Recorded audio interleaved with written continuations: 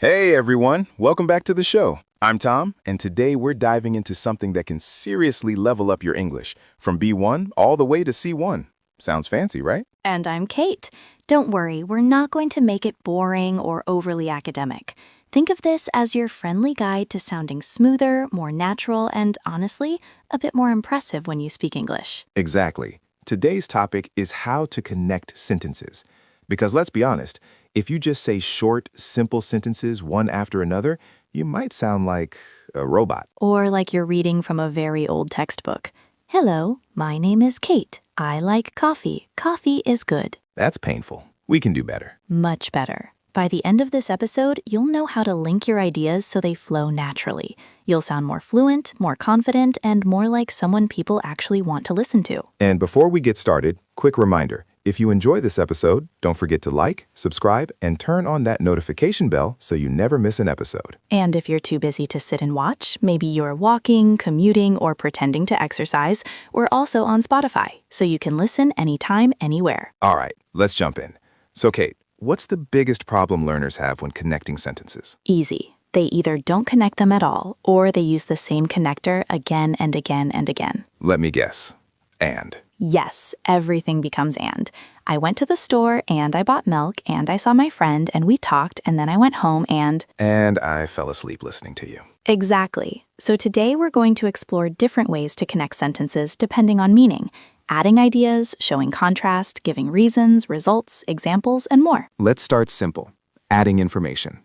This is where most people begin. Right. So instead of just and, you can use things like also, as well, in addition, and moreover. Let's give an example. Basic version. I like learning English. I watch movies in English. Now let's connect it. I like learning English, and I also watch movies in English. Or, I like learning English. In addition, I watch movies in English. Boom. Already sounds smarter. Careful, Kate. Don't let it go to your head. Too late. Another useful one is not only, but also. That's a powerful structure. Oh, yes. For example, I not only watch movies in English, but I also read books. That's very C1 energy. Exactly. You sound like someone who owns a dictionary and actually uses it. All right, next category, contrast. This is super important because real conversations are full of opinions, differences, and surprises. Basic contrast word, but. Everyone knows it. Example, I wanted to go out, but I was too tired. Now let's upgrade. Instead of but, you can use however, although, even though, or nevertheless. Let's try although. Although I was tired, I went out anyway. Fancy. Or however, I was tired. However, I went out anyway. And if you say nevertheless, people will think you read philosophy books for fun. Do you? No, but I like sounding like I do. Fair enough. Let's move to reasons, explaining why something happens. This is where because comes in. Classic. I stayed home because it was raining. But again, we can level up. Try since, as, or due to. Example, since it was raining, I stayed home. Or, I stayed home due to the rain. That last one sounds very formal, like you're writing an email to your boss. Dear sir, I regret to inform you that I am not coming to work due to Netflix. Honest at least. Now let's talk about results. What happens because of something? So is the basic one. It was raining, so I stayed home. But we can upgrade with therefore, as a result, or consequently. It was raining, therefore I stayed home. Wow, semicolon. Look at you. I've been practicing. As a result, I stayed home is also very natural. Okay, now let's make things more interesting. Time connections. Yes, words like when, while, after, before, as soon as. Example, I called her when I arrived. Or, after I finished work, I went to the gym. Or in my case, after I finished work, I went to the fridge. More realistic. Let's talk about conditionals. This is where things get powerful. If, the king of possibilities. If I have time, I will study English. Now let's make it more advanced. If I had more time, I would study English. That's already pushing into B1-C1 territory. And useful for real life. If I were rich, I would travel the world. Same.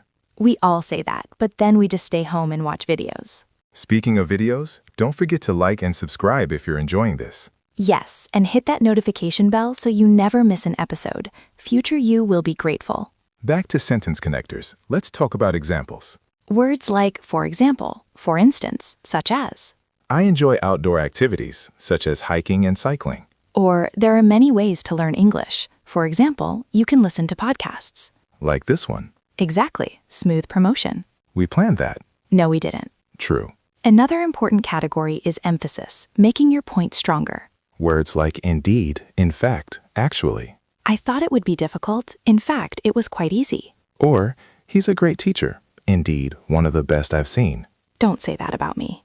I wasn't. Rude. Let's move on quickly. Another useful connector type is sequencing, telling a story in order. First, then, next, finally. First, I woke up. Then I checked my phone. Next, I wasted an hour. Finally, I got out of bed. That is painfully accurate. This is why sequencing words are great for storytelling.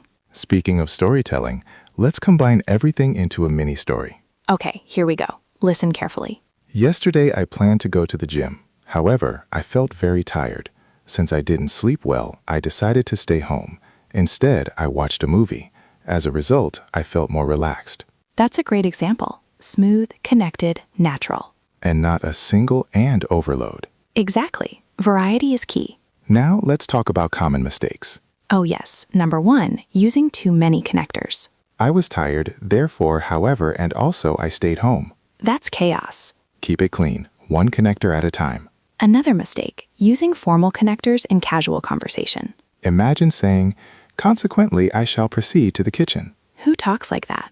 Someone who just discovered a thesaurus. Exactly. Match your language to the situation. Let's give listeners a quick challenge. Yes. Try to connect these two sentences.